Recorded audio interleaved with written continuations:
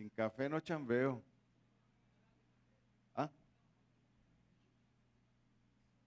¿Dos qué? Ah, una.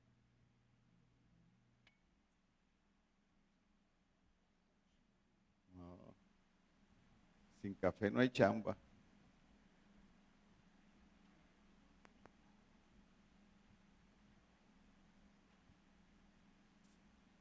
Ok, listos.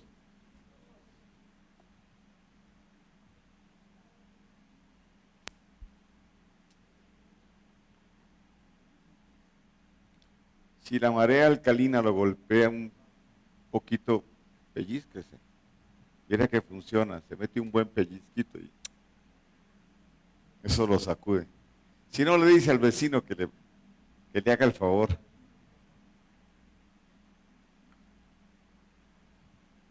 Ok, mi gente bella, ¿dónde quedamos? ¿Dónde quedamos? ¿De dónde quedó mi enseñanza?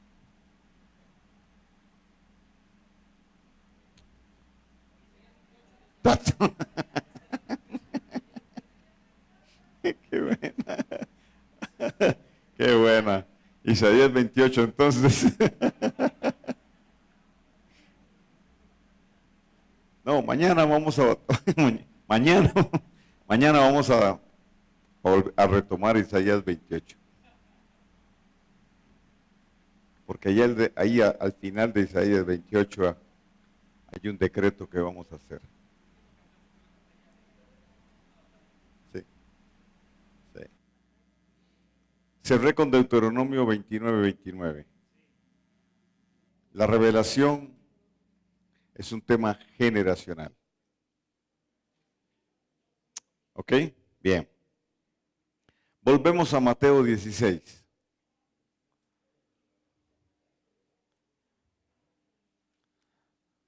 Pero ahora vamos a ver el verso 19.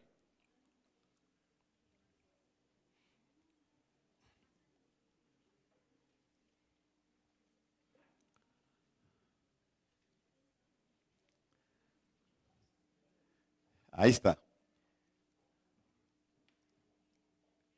Y a ti te daré las llaves del reino. Pregunta. Pregúnteme. Pregunta. El reino tiene llaves. ¿Por qué tiene llaves? ¿A qué se refiere esa metáfora de las llaves? Obviamente no hay puertas que abrir ni candados cerrados para abrir. Entonces es una metáfora.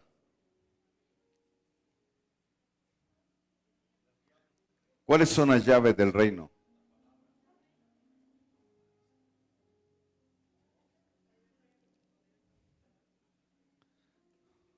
Y a ti te daré las claves del reino.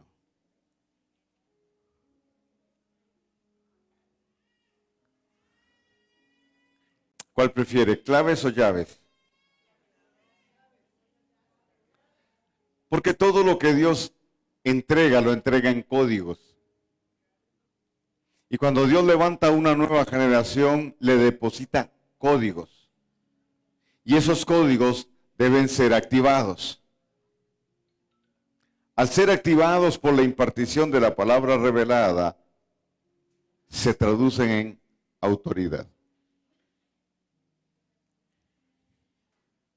Entonces ahí sí, una llave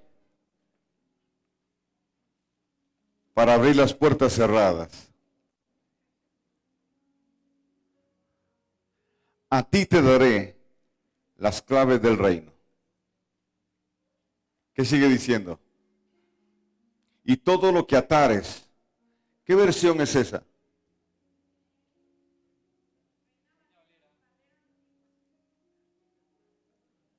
Ah, es la antigua.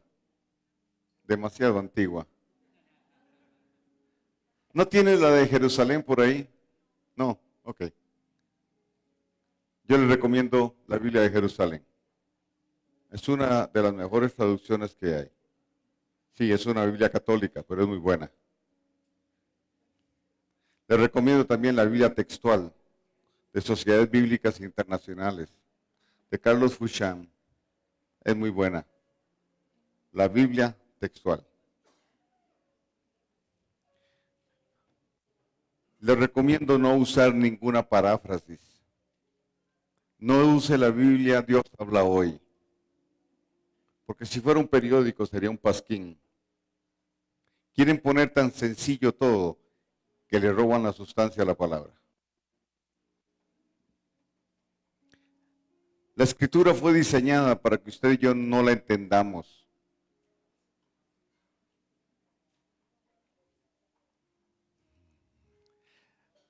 La Biblia fue diseñada para que usted y yo no la entendamos, sino para que nos sea revelada. ¿Ve la diferencia?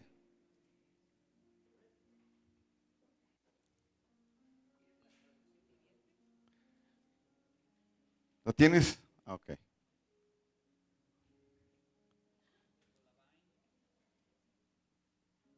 Ok, esta me gusta mucho. Te daré las llaves del reino de los cielos. Todo lo que prohíbas en la tierra será prohibido en el cielo. Y todo lo que permitas en la tierra será permitido en el cielo. Pero todavía conservo un error y ya les voy a explicar cuál es. Entonces, a ti te daré las claves del reino, los códigos de la palabra, los códigos de autoridad. Recuerdan que cuando hablamos de vacío, dijimos que el vacío tiene que ver con ausencia de luz cuánticamente. El vacío tiene que ver con anular total o parcialmente lo divino en algo. Pero también tiene que ver con la anulación de los códigos de gobierno. Lo que rige el universo, la palabra de Dios. Al alterarse el diseño, esos códigos fueron anulados parcialmente. La obra de Yeshua y la autoridad que Él nos delega a nosotros activa los códigos legislativos, para que entonces nosotros entremos en acuerdo con el cielo. Porque otra versión dice, y a ti te daré las llaves del cielo. Y de acuerdo o en acuerdo a lo que fue legislado en los cielos, tendrás autoridad para atar y desatar en la tierra.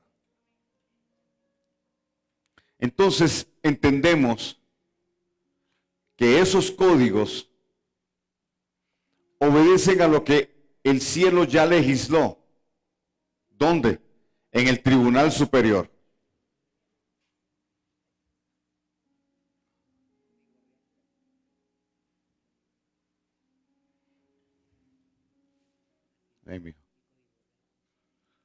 Código real dice, y a ti te daré las llaves del reino de los cielos y cualquier cosa que tú...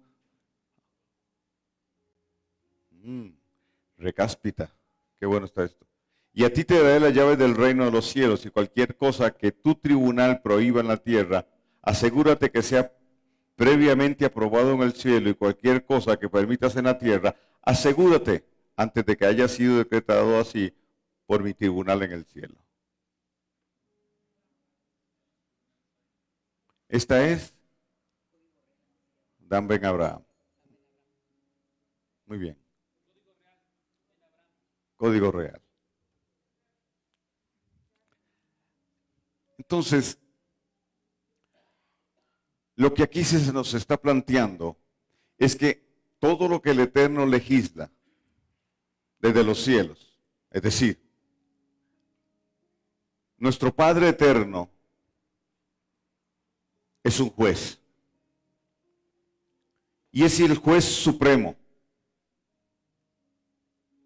Su corte es el tribunal superior. Eso quiere decir que todo lo que desde ahí se legisle no tendrá apelación. ¿Ok? Un caso se eleva a juicio y puede ser apelado. Entonces, si gana la apelación, va a una instancia mayor. Hasta que llega el Tribunal Superior y lo que el Tribunal Superior dicte es inapelable. Hasta ahí llegó. Ya no hay nada más.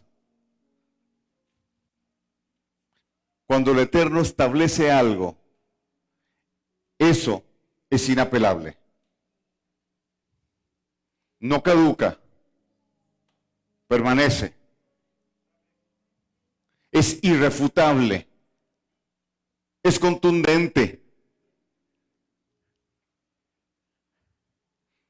Y todo aquel que lo porta, y todo aquel que lo toma,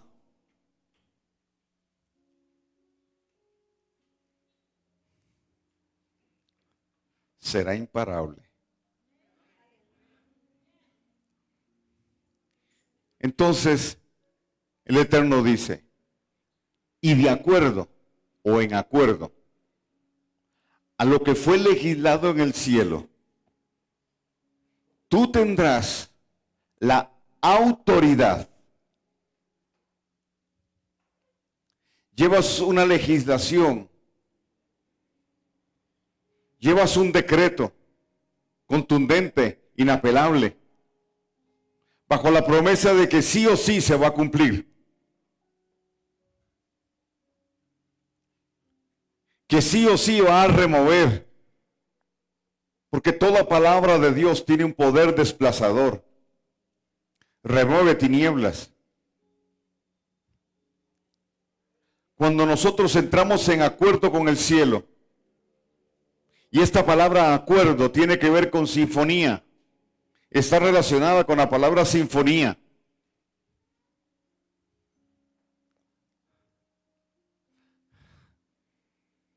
Y para que haya una sinfonía, tiene que haber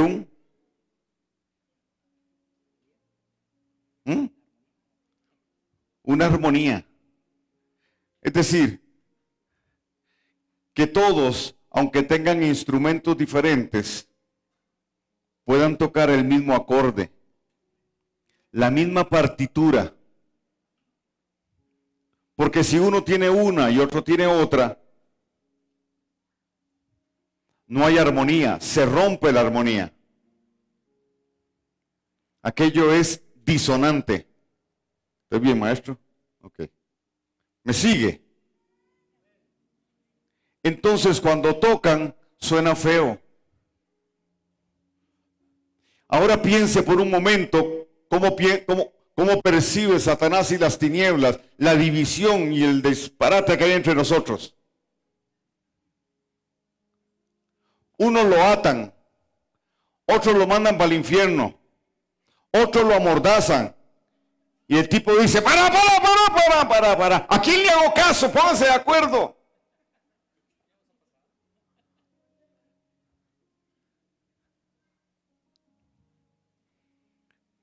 Entonces, hay tres ahí echando fuera un demonio. Uno le lee la Biblia, otro lo ata y otro lo echa fuera.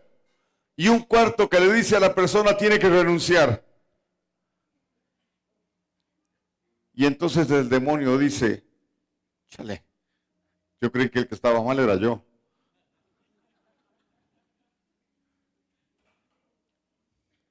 Y esto es tomado de un caso de la vida real. Tiene que haber acuerdo. Cuando hay una misma, hay armonía. Se toca la misma melodía, ¿cierto? Entonces se genera una misma vibración.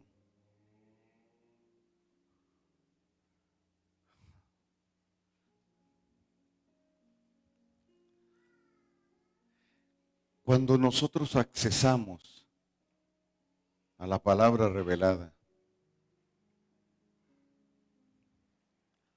eso va a generar armonía. Ahora, con base en esto, se establece la autoridad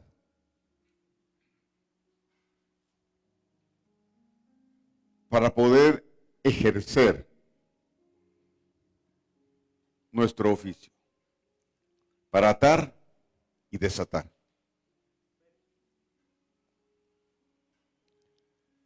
Yo no ato o desato según mi criterio, según mi pensamiento. ¿Sí? Y en el caso de atar, no es amordazar, no es amarrar. Porque hay algunos que dicen, uy, mira qué batalla espiritual libramos anoche. Atamos a Satanás. Yo digo, órale, qué tan fuerte lo ataron. Yo lo vi en la mañana. Se les desamarró al tipo. Usted ha oído expresiones como estas: Satanás, te amarro, te amordazo, te inmovilizo, te encadeno.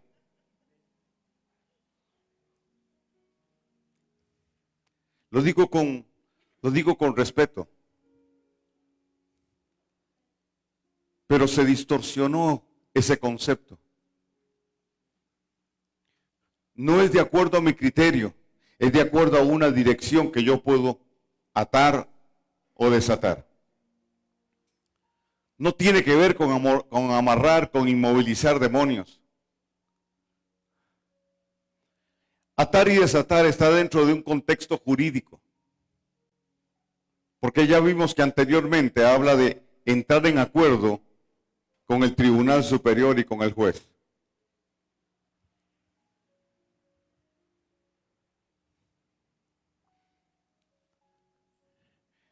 En el contexto del llamado Nuevo Testamento, la instancia superior y quienes gobernaban sobre Israel era el Sanedrín. ¿Sí? Una de las funciones del Sanedrín era legislar sobre el pueblo, cuidar porque la Torah fuera cumplida. Y ellos sancionaban o legislaban sobre toda transgresión de la Torah. Cuando se incurría en una transgresión, el caso se presentaba ante el Sanedrín. Cuando el caso estaba lejos, el Sanedrín enviaba Shaliach para juzgar el caso. Luego establecieron tribunales de 21 por un lado y otros tribunales más pequeños de 2. Pero cuando se daba el caso de que lo que había que juzgar no estaba tan cerca ni al alcance de estos tribunales, entonces se enviaba a una persona. Como el caso de Esteban. ¿Recuerdan? Esteban fue acusado de ser hereje. Entonces la turba ya lo iba a matar porque para ellos transgredieron la Torá y según de aquello que lo acusaban, tenía que morir apedreado. Pero ellos no podían ejecutar sin un representante legal del Sanedrín. Entonces esperaron que llegara el enviado y el Sanedrín envió a Saulo de Tarso. Este Shaliach representaba en todas sus cualidades y poderes al Sanedrín. Lo que él dictaminara era lo que iba a suceder. Entonces, según la costumbre, una persona hallada en un pecado, como el caso de Esteban, según la turba, se le quitaban sus ropas para que quedara desnudo. Porque esa desnudez representaba que habían transgredido la Torá. De igual manera, Adán y Eva, después de transgredir la Torá, se dieron cuenta que estaban desnudos. Es decir, que estaban sin la cobertura del Padre Eterno.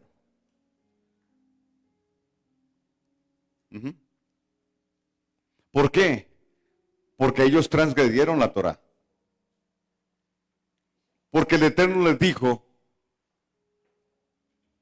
de todos estos árboles ustedes pueden comer, excepto de ese. El árbol del fruto, del bien y del mal. Ahora, déjenme meterme aquí y en un ratito yo vuelvo a atar y desatar.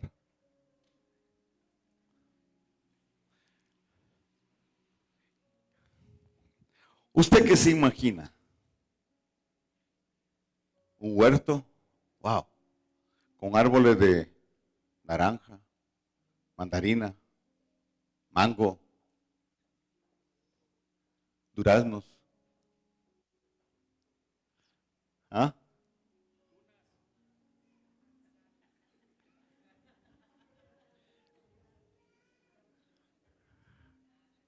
Entonces el Señor le dice a ellos, ay, vean niños, no pueden comer de esos frutos, pueden comer de todos esos frutos, pero del palo de manzana no pueden comer. Vamos. Esto tiene que ser mucho más profundo y mucho más complejo que hay. ¿Cierto? Cuando yo voy a la escritura, el árbol representa instrucción. Dice Proverbios que la Torá es como árbol de vida. Entonces, cuando se habla de árbol, se habla de instrucción. ¿Conocen el concepto de yeshiva? Ok. La palabra yeshiva se ha traducido al español como escuela. Más o menos, pero no le llega. Porque el concepto de yeshiva es sentarse a los pies del maestro para aprender. Eso significa. Entonces, todo el que entra a una yeshiva entra en calidad de hijo para ser instruido por un padre. En el huerto, lo que el Señor tenía eran yeshivot, plural de shiva, de yeshiva. Entonces le dijo a Adán y Eva, oigan, ustedes pueden ir a todas esas escuelas a aprender, excepto de esa, porque esa está en proceso, porque su maestro está en duda.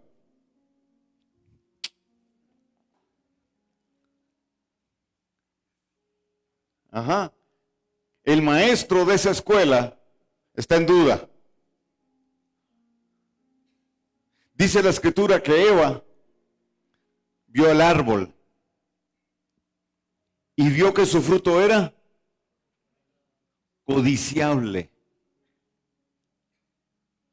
¿Y bueno para qué?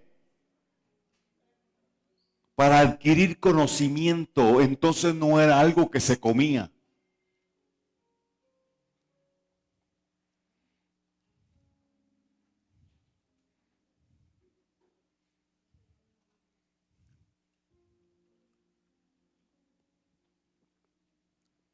Como diría el puertorriqueño, ay Dios.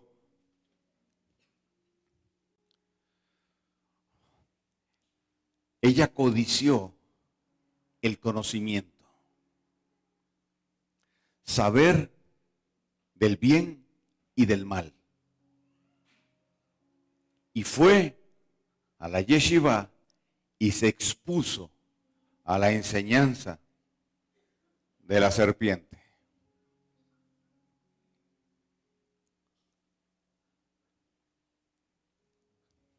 Entonces dice Pablo en 2 de Corintios 11:3. Pero me temo, dijo Pablo, que como la serpiente engañó a Eva, vuestros sentidos sean extraviados de la sincera fidelidad a Yeshua.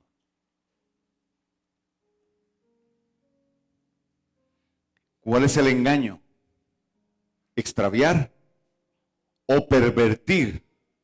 También se puede traducir los sentidos. Eso es estupor. Y el estupor da lugar a la enajenación. La enajenación plantea un estado de pasividad de la mente. Es un adormecimiento en frecuencia baja. En la escritura, en el griego, hay dos palabras que tienen que ver con actividad demoníaca. Una es demonomaizomai. Eso es posesión demoníaca. Esa no existe, no está. No hay ningún caso de posesión, ni el endemoniado de Gadara. La palabra que sí aparece es demonomaizómenos, que significa una pasividad causada por un demonio en una o varias áreas de la vida de una persona.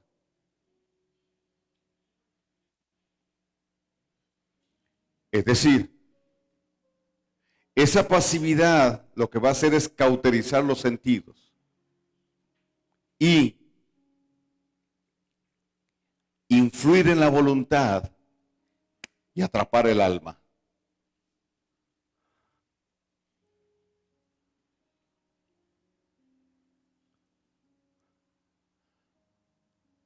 Entonces una persona podría estar endemoniada aun cuando no tenga un demonio adentro.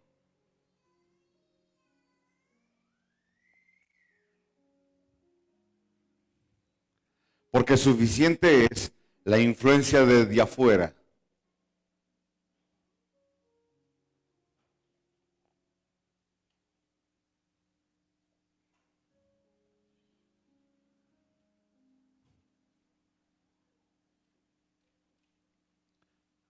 La pasividad y el proceso de estupor para la enajenación es lo contrario de girar. Bajo el concepto de techuvá, de arrepentimiento. Es desacelerar para ser invadido.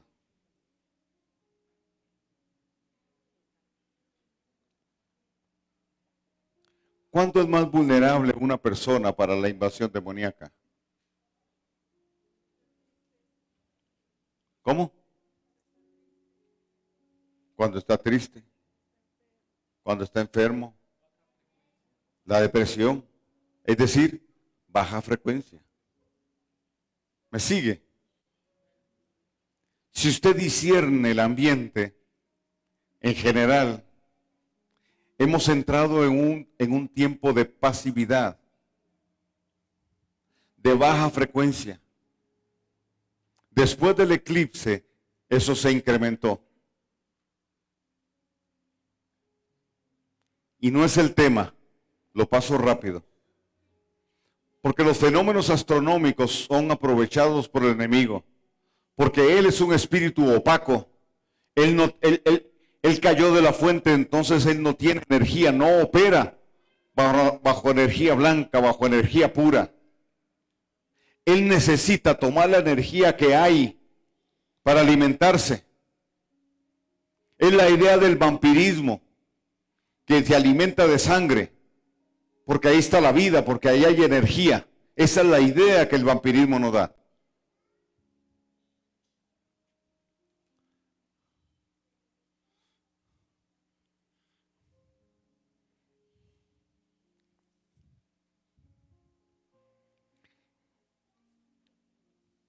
¿Qué le sucede a Eva entonces?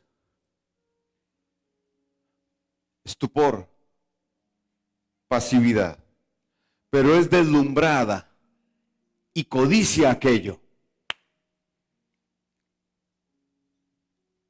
Aquella enseñanza entró como cuchillo en mantequilla.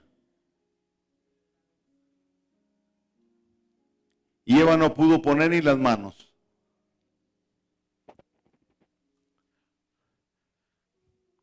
Sus sentidos fueron extraviados. Desviados de lo que el Eterno le había dicho. Le dio la espalda a Dios y cayó. Toda su estructura, la estructura de su ser, sufre un cambio. La Biblia no dice que la serpiente habló con Adán, y habló a Eva. Y créame, que para mí el malo de la película, la mala de la película no es Eva, es Adán. Porque Adán pudo haber redimido a Eva. Sin embargo, cuando él llega, digamos que llega, se encontró con otra Eva. Eva había cambiado.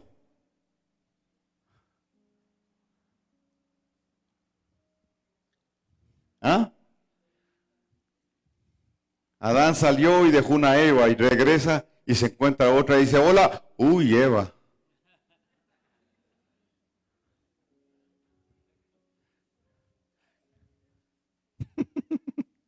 Miren, está comprobado. La mujer es susceptible por el oído. El hombre por la vista.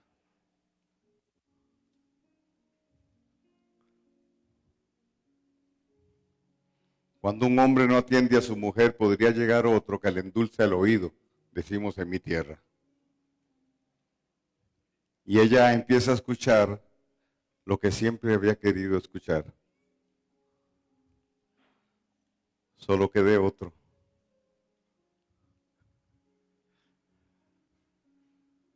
Y el hombre, su problema está en la vista. La serpiente no tuvo que hablarle a Adán.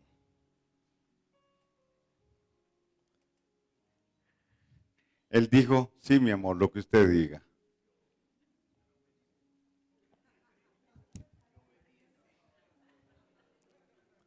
Sumiso el hombre, de una. Pero cuando el Eterno llama a cuentas, ¿a quién confronta primero? A la serpiente. A Adán. ¿Y qué dijo Adán? La mujer que me diste. Ese es un problema terrible del hombre, del género masculino, la evasión de la responsabilidad.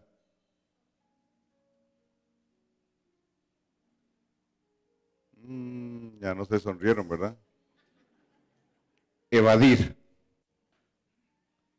Entonces la mujer le dice a él, papito, hablemos. No, no, no me interesa, otro día. No tengo ganas de hablar. Nunca quiere hablar. Hermanas, otra vez, amén. Un amencito por ahí, vamos, libérese. Es clásico que el machista proyecte y haga a la mujer culpable. Es por culpa tuya. Entonces ella entra bajo culpabilidad, se siente ya la mala y nunca deja a ese hombre. Detrás de todo machista hay un niño asustado que depende de esa mujer, aun cuando la denigra constantemente. Pero nunca se desliga de ella porque un machista lo que tiene es un vacío de mamá.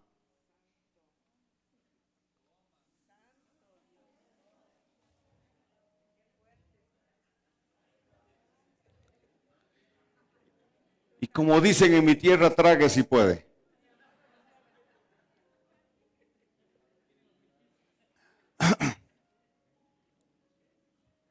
Van a decir los hombres aquí, pues, no estabas hablando de atar y desatar. ¿Qué tiene que ver esto? ¿Por qué te metes por ahí?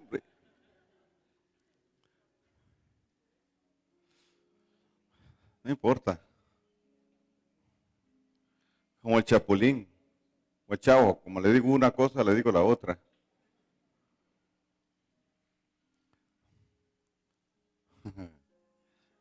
La mujer que me diste.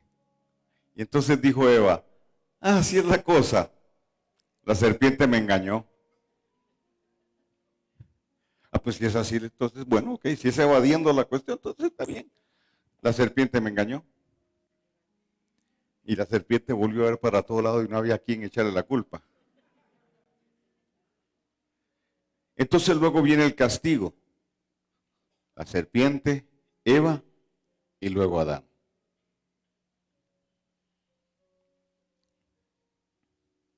Pero ¿dónde empezó todo? Aquí.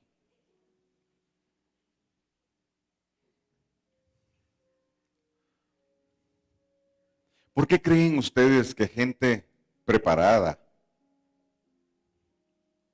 y habiendo demostrado inteligencia creen en la ideología de género?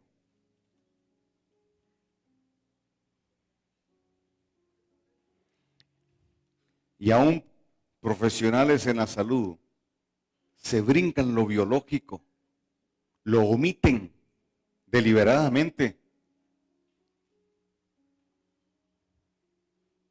por creer algo que no tiene base ni fundamento en esa ciencia, que es a todas luces antinatura.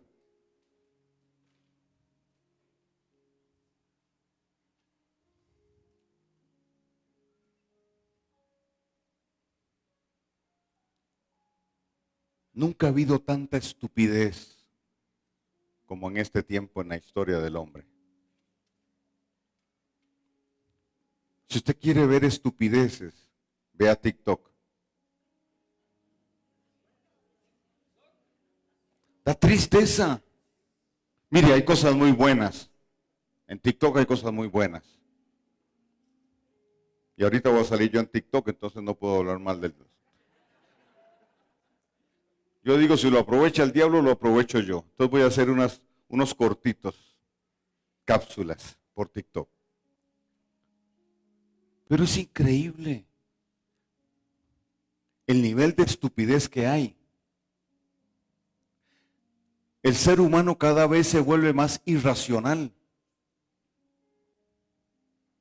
Y ya lo dijo el gorila aquel Coco.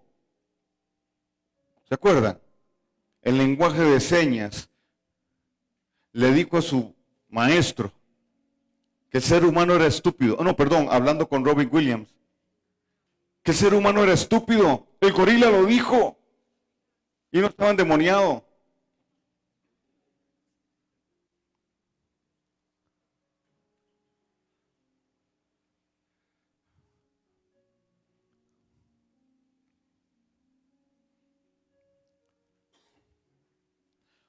Hoy necesitamos activar el tercer nivel de inteligencia. Hay inteligencia intelectual, emocional y hay inteligencia espiritual. Nosotros mejor que nadie podemos activar esa tercera.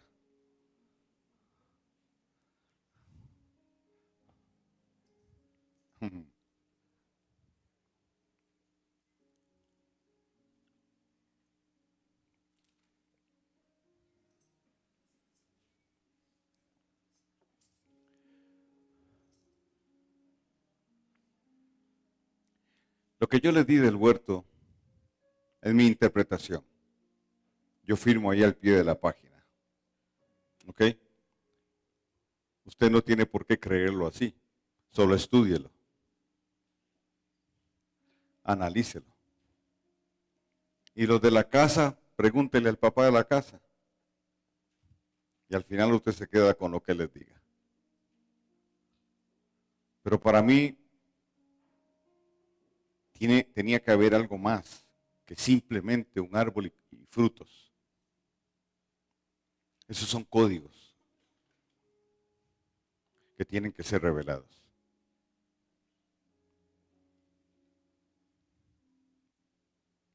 Ok. Vuelvo a atar y desatar. Estábamos con Esteban, ¿verdad? Ok. Esteban estaba desnudo, porque según ellos había transgredido la Torá.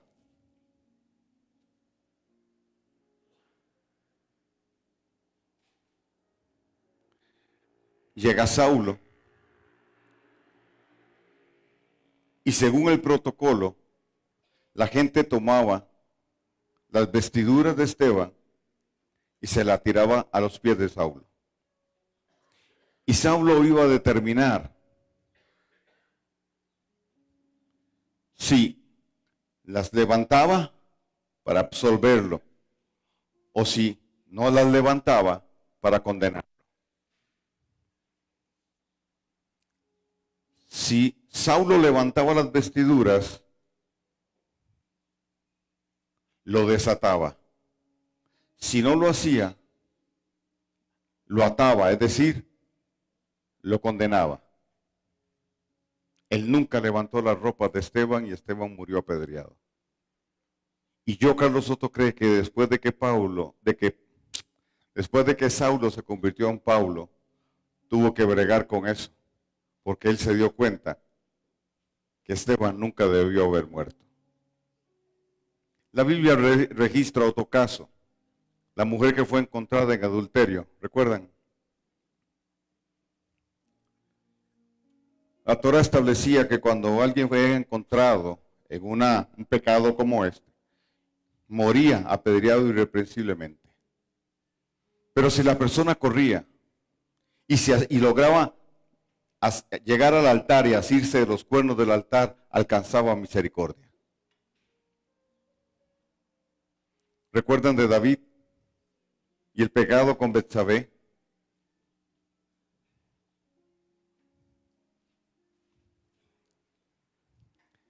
Oiga, David, vean, dice que el día en que los reyes iban a la guerra era un tiempo importantísimo para sellar territorios. David no va, se queda en casa. Y como el mediodía dice que se levantó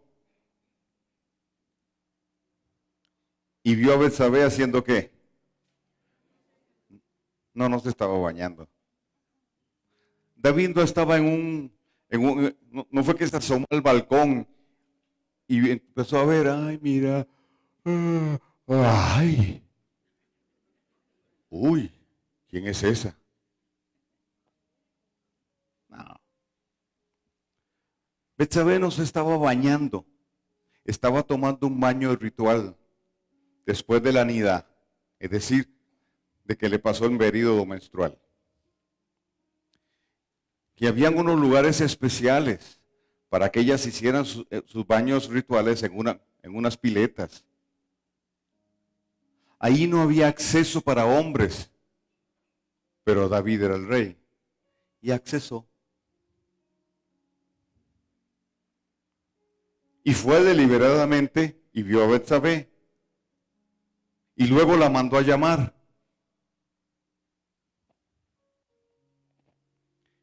Y si una persona se rehusaba, podía morir a un llamado del rey. Y ella fue. Espérate un momento. David se quedó cuando tenía que estar en la guerra. Entró al lugar donde no tenía que entrar. Él sabía. Ya la tenía medida.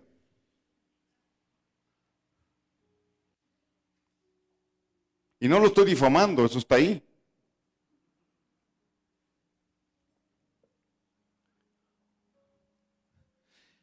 Y ni él mismo nos oculta lo que sucedió. Hasta hizo cantos de eso. De cómo el Señor lo redimió. Salmo 32, por ejemplo. Salmo 37. Etcétera. Pero ponga cuidado a esto. Betsabé llega. Y ya ustedes saben lo que pasó. Ella resulta embarazada. ¿Cuánto tiempo tiene que pasar para que una mujer se dé cuenta que está embarazada? ¿Ah? No, al mes se sospecha. 2 meses pareciera que. Y la mayoría dicen, este es un largo atraso. Pero a los 3 meses más o menos, ¿verdad? Ya ahí no hay duda. Porque aquí ya empieza como va. Uy, qué raro, estoy como gordita. Sí. Quiere decir entonces que hubo 3 meses de fiesta.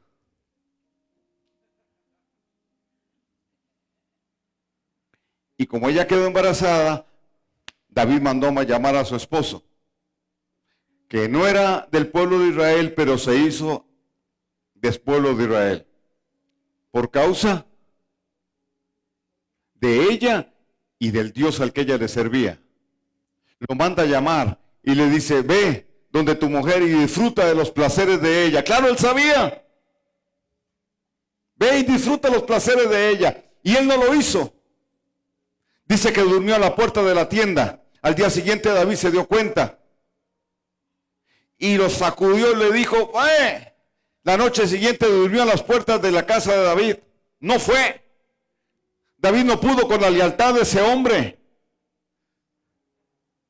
Porque él dijo, ¿cómo voy a disfrutar yo de los placeres de mi mujer si nuestro pueblo, el hereteo, nuestro pueblo está en la batalla?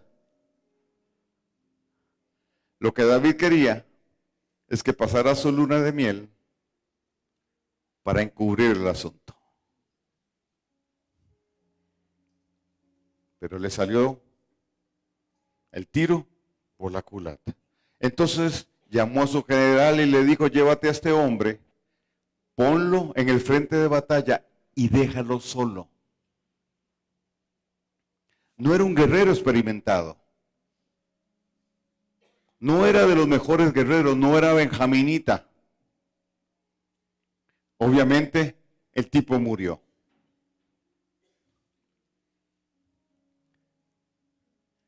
Eso es homicidio. En primer grado. Podría ser, ¿verdad? Pero si hay alevosía, ventaja, ensañamiento y dolo. 50 años mínimo. Siendo una autoridad inclusive. Estoy aquí con los colegas debatiendo cuál sería la sentencia. ¿Oh?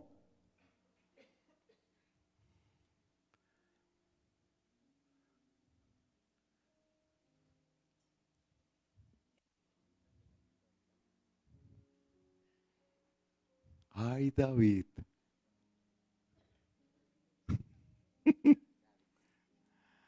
Davidcito, ahora sí la embarraste, dirían en Colombia. Metió la pata en Costa Rica, se diría. Pero vean qué hermoso. Dios le envía al profeta y le dice, ¿qué le harías a un hombre que hace esto, esto, esto y esto? Ese hombre está en autoridad. Ah, no, el tal es digno de muerte. Y Natán le dice, ese eres tú. Es decir, David establece su propia sentencia. Él tenía que morir. ¿Qué es lo que hace David? Corre inmediatamente. Miren, nadie lo iba a perseguir.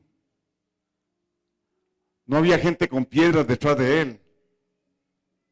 Pero el corazón de David era un corazón conforme al corazón del Eterno.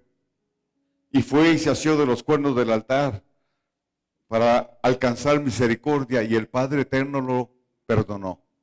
Y si bien es cierto, ese primer niño murió, pero después vino Salomón.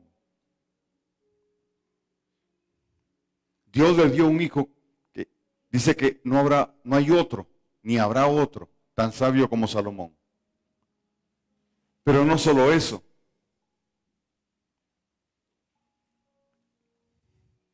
Betsabé se convirtió en la favorita de David. David tuvo más mujeres. Y como ustedes saben, pedían turno. Se les establecían turnos para estar con David. Pero Betsabé no. Betsabé entraba al aposento de David cuando ella quisiera. Ella entraba. Le dijo, mija, vengo yo para acá, quite. David le compuso decenas de poemas. La tradición oral dice que David la llamaba el deleite de mi corazón a Betsabé.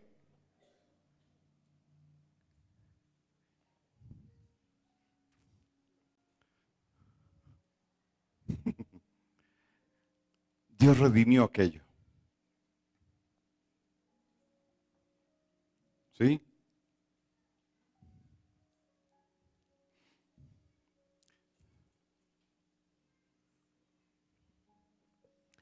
Volvamos a la mujer en adulterio.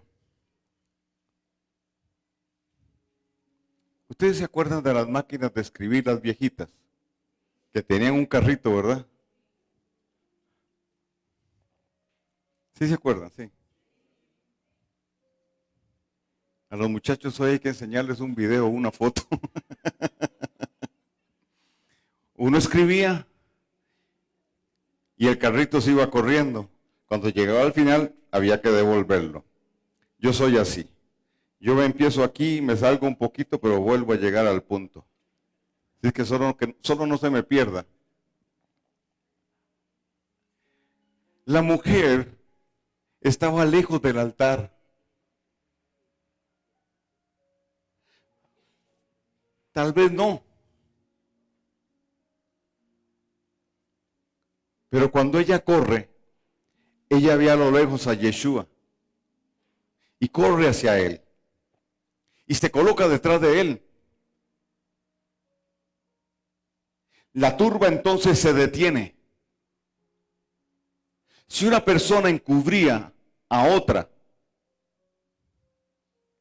la encubría, la escondía, una persona que había pegado y era por la Torá, tenía que morir. Moría también el que le encubría. Pero nadie se atrevió a lanzar una piedra contra Yeshua. Uno, porque él era un rabí. Habían dos formas de ser rabí en aquel tiempo. Que el Sanedrín lo nombrara o por aclamación. Yeshua fue rabí por aclamación. El mismo pueblo lo eligió. Y dos, él era un tribunal. La Escritura dice que Yeshua es la puerta, ¿o no? Él dijo, yo soy la puerta. ¿La puerta qué? Yo soy un tribunal legal. Tengo un poder de representatividad. Quien me ve a mí, ve al Padre. Yo no predico el reino, yo soy el reino. Yo no oro por sanidad, la gente se sana, porque el reino está aquí. Yo soy la sanidad.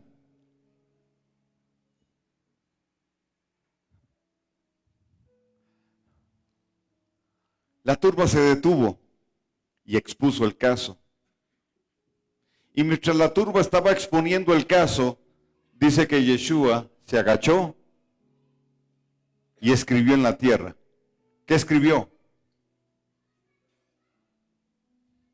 ¿Qué escribió? No, ya no dicen nada, mejor.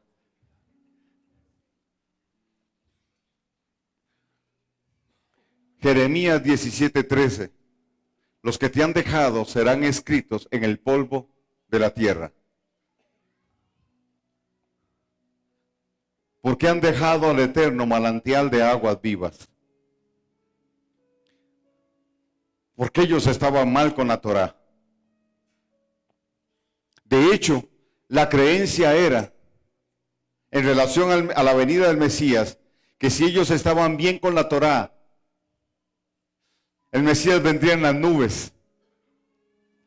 Pero si ellos estaban mal con la Torá, el Mesías vendría montado en un pollino. ¿Lo ven? Para ellos vino en un pollino, pero para nosotros vendrán las nubes, porque Él grabó su Torá, su palabra en nuestra mente y corazón, y está alineándonos con Él.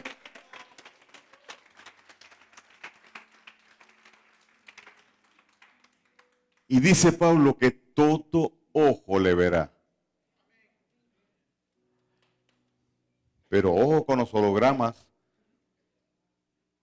que fabrica la inteligencia artificial. Aguas. Ok, vuelvo a la mujer. Ella está detrás de Yeshua y lo sujeta de sus piernas. Está desnuda porque está sin cobertura. Lo de Esteban no fue así. Pero lo de esta mujer, sí, fue encontrada en el acto. Entonces, Yeshua escribe en la tierra ese pasaje. Y la gente lo ve y suelta las piedras y se van. Y Yeshua se vuelve a la mujer y le dice, ¿dónde están los que te acusan?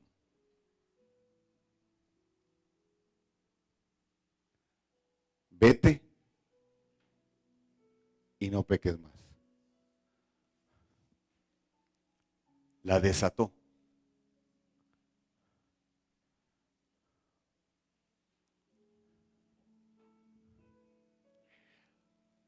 ¿Por qué? Porque él era un tribunal. Él tenía la potestad de atar o desatar.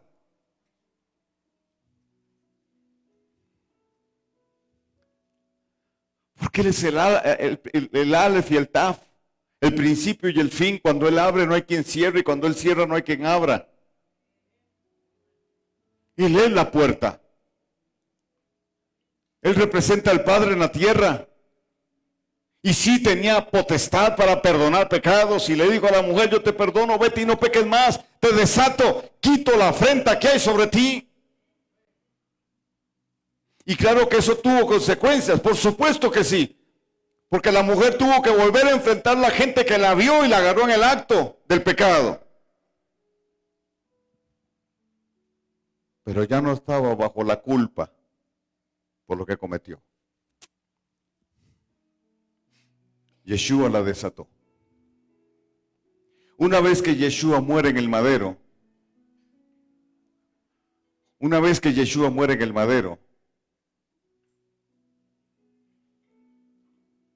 ya el acto de perdonar pecados ya no tiene relevancia. O ya no tiene efecto. Porque a través de la sangre de Yeshua fuimos perdonados. Entonces el atar y desatar ya no tiene que ver con pecado. Pero al final y en el fondo no es un tema de pecado. Lo que está hablando es de una autoridad delegada como un tribunal.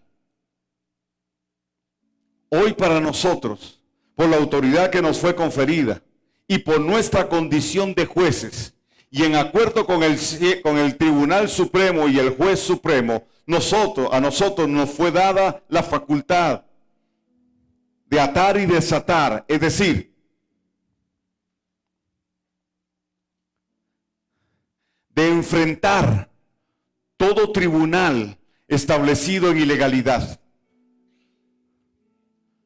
y revocar sus decretos.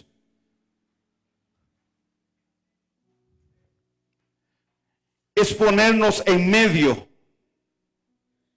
entre el flujo de influencia del enemigo y su objetivo.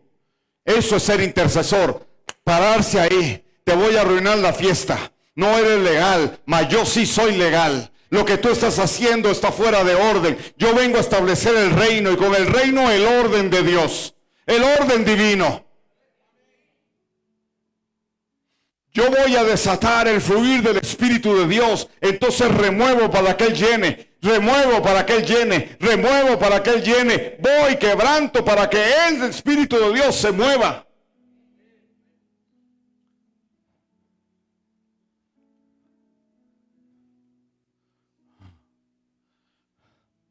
Busque Isaías 54:17. Recuerde que usted es un juez, una jueza.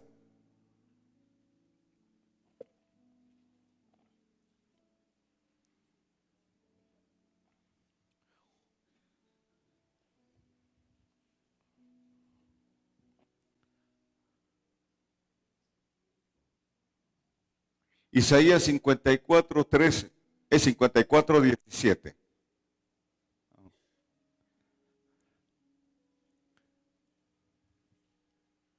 ¿Cómo dice su Biblia?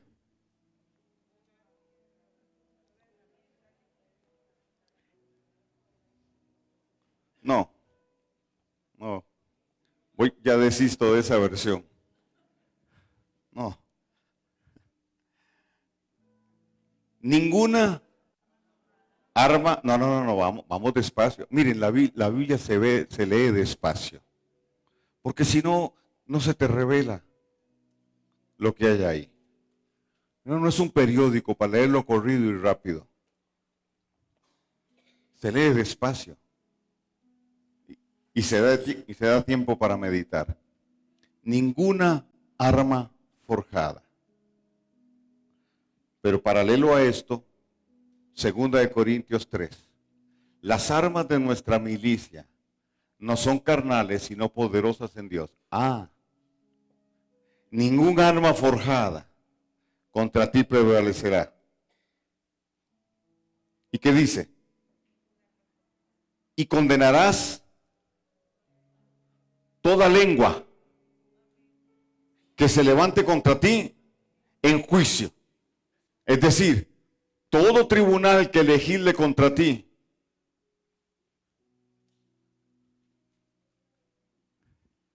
y condenarás toda lengua que se ha levantado en juicio, porque esta es la herencia de los siervos del Eterno. Pero yo le voy a dar mi paráfrasis. Ningún tribunal asentado en ilegalidad podrá legislar contra nosotros. Y nosotros revocamos. Tenemos la autoridad como un tribunal legal para revocar todo decreto de las tinieblas. Porque esta es la herencia de los hijos del Eterno. Entonces, la batalla espiritual es una batalla de decretos. Es una batalla de frecuencias. Es una batalla de conjuros. Entonces nuestros decretos anulan los conjuros, revocan los decretos, las sentencias que nacen desde los tribunales que el enemigo ha levantado. Un pueblo entendido, un remanente entendido, se va a levantar en contra de esas 70 puertas para revocar los decretos que ahí salen. La renovación de pactos para cerrar los portales que ellos han usado. Entonces vamos a ver un avivamiento sobre la tierra como nunca antes se había visto. ¿Por qué? Porque los jueces tomaron posición, porque aquellos que fueron llamados por Dios a ser jueces entendieron el tema, están en acuerdo con el cielo y van a decretar lo que el cielo ha decretado para que ocurra en la tierra. Vamos a hacer retroceder las puertas del Hades hasta que la bestia, el anticristo, el falso profeta, los nefilim y los hijos de la serpiente, la simiente de la serpiente, se vayan al lago de fuego. Y Satanás sea atado por 1000 años. Y al final de ese milenio, él va a ser soltado. Y sí, va a engañar a algunos, pero luego será apresado, lanzado al lago de fuego, y Yeshua le dirá al Padre: he concluido, ya acabé, aquí te entrego todo.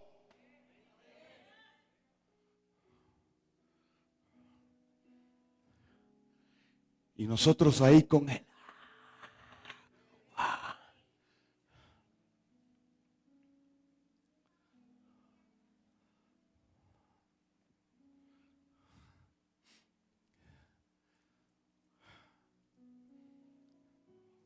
Por eso el Eterno dice: traigan su causa delante de mí y estemos a cuentas. ¿A qué se refiere? ¿Cuál es el caso? ¿En qué área o circunstancia de tu vida requieres que el Eterno aplique su justicia. Expon el caso delante de Él.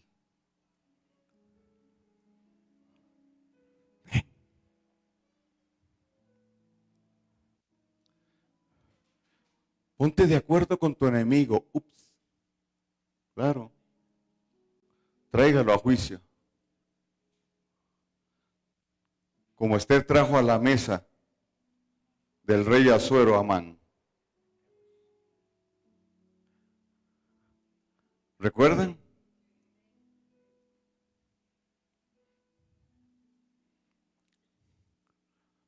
Para los hijos del Eterno hay un chulhama. ¿Qué es chulhama? Una mesa. La mesa del Padre. Pero también hay un tribunal.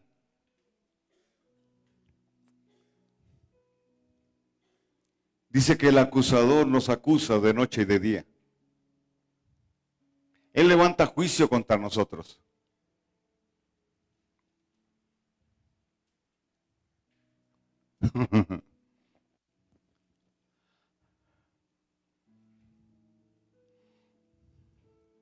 Hay una corte celestial.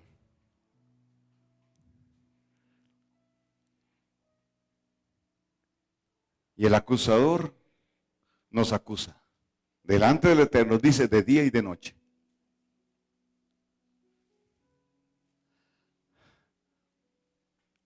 Pero yo no voy al tribunal primero. Porque antes del tribunal, digamos que en un aposento al lado, está el chulham del Eterno. Yo me siento en la mesa con Él. Y entro a cuentas con Él. El chulhán, la mesa, es una mesa de orden, donde el Padre ordena, corrige, dirige. Porque todo padre es maestro.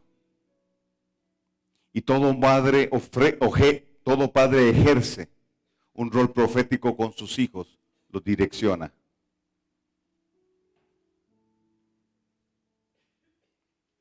Yo voy a la mesa con papá. Yo soy un hijo. Que Satanás diga lo que quiera. Yo voy donde papá. Y arreglamos las cosas. Y luego cuando yo voy a la corte, el que estaba como padre, ahora es juez.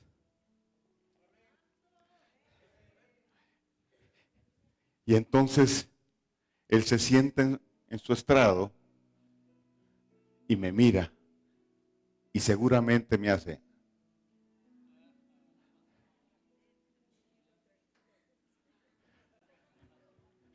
Ya arreglamos. Ya está todo arreglado. No hay pecado, no hay culpa. Ahora sí, Satanás, decí lo que querás. Porque aquí la cosa se invirtió. Ya yo no soy el acusado sos vos. Porque ya estoy yo a cuentas por la sangre del Cordero. Ya hablé con papá y él me dijo, todo bien, hijo, tranquilo, vamos para adelante. Ahora el acusado sos vos. Ahora sobre ti es que va a caer el juicio del Padre Eterno. Ahora eres tú el que va a ser juzgado.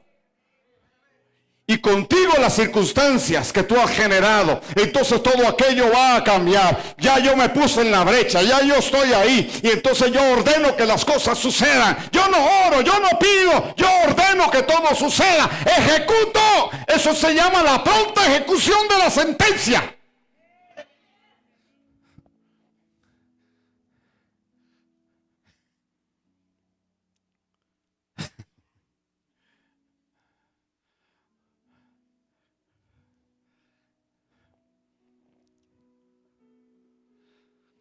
Si lo crees, sucede.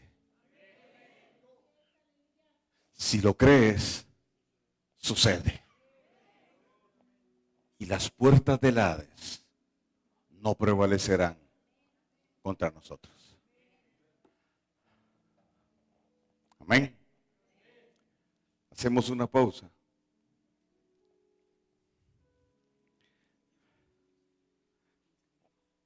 15 minutos, pero del reino, no latinos. En 15 minutos volvemos porque yo quiero hablarte de la dimensión de Elías.